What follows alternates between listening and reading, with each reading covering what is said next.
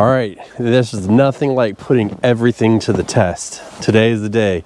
You can see it is a winter wonderland here, and this is something we don't usually get, so it's nice to test out everything that we've done, stuff that we just can't mimic ourselves. Oh boy, do we have a lot to go over. So here's the garden. You can see we got roughly about 3 inches of snow here. It's pretty crazy. We don't usually get snow, so I think it's been about 6 years since we got any snow, and this is supposed to stick around for a few days, which is not normal either. Usually we get snow, it warms up, it's gone, whatever, what have you. But the reason why I wanted to come on here today is I learned something today. I learned a couple things. And one thing I didn't really learn, but it got proven to me again. And I'll show you what that was. I'm gonna have to explain to you what it started off, and then I'll show you how it ended. First things first, let's talk about low tunnel construction. Okay, so we're not set up for snow. If we were good boys and girls, we would have a brace that came all the way across here to help with the low tunnels construction, the structure during any kind of weight putting on it. So with that in mind, when we came out here this morning, these were collapsed. So these have 2 on each end, and this one has 3. And these right here were obviously sagging, so we had to come and brush the snow off, and they pop back up.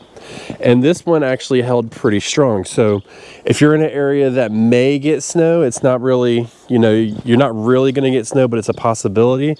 This right here is a very good option, and it really did help a lot. Now, what I'll say about that is, if you're getting like this snow right here, well, I guess the top melted a little bit. It never even got above freezing, but it's real fluffy. Then that works easily. You can quickly brush it off. A lot of it will blow off, fall off, what have you. But if you're getting that wet snow like we usually get in the south, it's going to be kind of tough, and you need to stay on top of it, getting the snow off. But at the same time, the snow is actually not a bad thing because it insulates around the garden bed to an extent. So it acts as a little bit of an insulator. So that's good. Now the issue was, when we got up this morning, it was 22 degrees, and it didn't get to 30 until maybe about 5 minutes ago. And right now it's like 3 o'clock in the afternoon. So it stayed pretty cold for the majority of the day. Now, why is that an issue? Issue is actually inside these tunnels. So when I came out here, they were looking rough. I haven't opened these yet. I'm not going to, because it's going to get cold again. It's not above freezing now. If I can just peek in this one, maybe this is like my go-to to peek in. Yeah, we can peek in.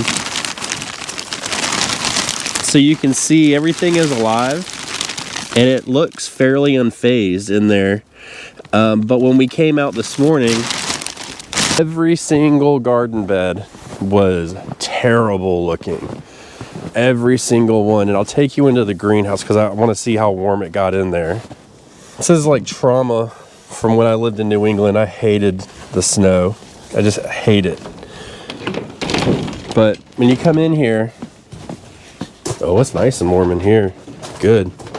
So I was able to peek through the door, and all of these broccoli plants here, they were very, very dark and wilted down. And I was a little worried about it. So like I said, it got cold, and the sun didn't come out either until about 1 o'clock. So that's the kicker. Now up top I had to take the snow off the roof and everything so the sunlight could get in. But I wanted to see, as this happens, I'm like, well, what's going to happen? What's next? Well, as the sun came out, I knew that it was going to warm up, and it would obviously warm up in here and all of the low tunnels. And I don't know if you saw earlier, but you could see it sweating inside of the low tunnel. So it's clearly warming up. And so what this reminded me of is something that we talked about earlier on in the season, in the fall season. But it's not necessarily the cold temperatures that kill your plants. The problem is the recovery time. It's that temperature in the next day that allows it to recover. And this is for your cold hardy plants. Broccolis, your lettuces, stuff like that. Like these lettuces right here, they were looking terrible this morning. And I was actually kind of worried they weren't going to pull through, but they looked like they came out unscathed. And these broccolis were rough looking. They're fine. They're getting a little bit big for their containers, so I've got to figure out something soon for them, but they were looking pretty rough as well. So what this tells me and reminds me to tell you is the recovery time, the warm up during the day is really, really important, because that allows that plant to recover and rebound. And so like tonight's going to be a tough night. We're going to get down into the teens tonight. And just so you know, they changed, like I'm in coastal North Carolina, so there's that. They changed our zone last year up one, and now it's been 5, and tonight it'll be 6 times we've hit the lowest of our past zone. Just saying. So we're going to get pretty cold again tonight. And the issue is, and thank God the sun came out, because if the sun didn't come out and we couldn't warm these structures up, we could have very possibly had a major issue where these plants could not recover at all. So we didn't get as much and as early as a recovery as needed, but these are cold hardy plants. They've already made it below that certain that cold temperature that we've made before. But the difference is the next day, first thing in the morning, they're warming up. So the lowest of your low night temperatures, typically speaking, is just before sunrise. So we didn't quite get that today. So it just kind of is what it is. But we were worried that we lost everything. We didn't lose everything. And everything is, I mean, even the broccoli in here, like, oh, look, I got some broccoli to harvest. Man, I got like 4 heads of broccoli I can come get. My goodness. That's good news. We can take advantage of all of this right now and, you know, learn from this. And so the other aspect of this is we've gone through these extreme temperatures, and it's cold, and yeah, I know you guys up north, you know, y'all need to understand, we don't have a plow here. We don't have salt trucks. We don't have any of that stuff. We don't do that, right? So what does that mean? So from my past experience and the way the weather is looking, it looks like this snow is going to stick around probably for about 3 to 4 days. We're going to have snow on the roads, right? And the issue is, and I mean, you guys know this, as it melts, turns to ice, it causes nasty situations. So basically what I'm saying is we're stuck. We're here. This is where we are, right? It doesn't matter if you have four-wheel drive. You can't really drive on ice very well. So this is it.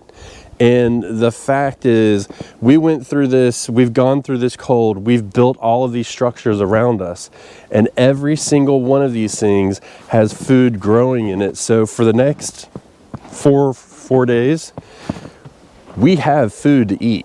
And that's something that we need to remember. So this was a good test for us, right? Is it an emergency situation? No. Look, your boy can go 4 days without food. Done it before, can absolutely do it again. But just to think about it, like in a prolonged period, this will absolutely feed us. We have enough food in here to get us through 4 days. And then you top whatever we have off inside, then we've got enough to go on. If you asked me a week ago what the worth of these low tunnels would be, I would say whatever you pay for them. But as of right this second, they're invaluable. These are extremely worth it, because even, this is important too, you see these are sealed. These aren't sealed at all, and we have food growing in them still. So even if you have to do something like that, you can absolutely pull through and you can make it happen. That doesn't speak to the power of the low tunnel and to structures over your garden, then I don't know what does. Because when I came out this morning, everything was basically flattened by the snow. We got it off as soon as I got up. I came out here when the sun came up and I got it off. Everything came back up. The sun came out. It warmed up. You can see Right here it's sweating, so it's warm in here. It's 30 degrees out here right now. It's probably right around 60-ish degrees inside, which means everything is nice and toasty, which means the soil is soaking up that heat. I pre-watered the soil to insulate the roots. The water that's around the roots is also holding heat, which in turn will release that heat.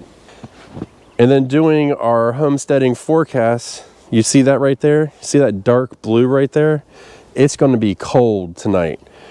But also, you see that dark blue right there? That means the sun's going to come up first thing in the morning, and it's immediately going to hit all of these low tunnels and start to that warming trend up to some extent. And that is what we want to have happen, because that changes the game completely, and it will save your plants. If you're growing cool season crops, or you want to plant cool season crops early, let this show you that they can definitely pull through even if you get snow, because you are making a microclimate around them and you can change your game.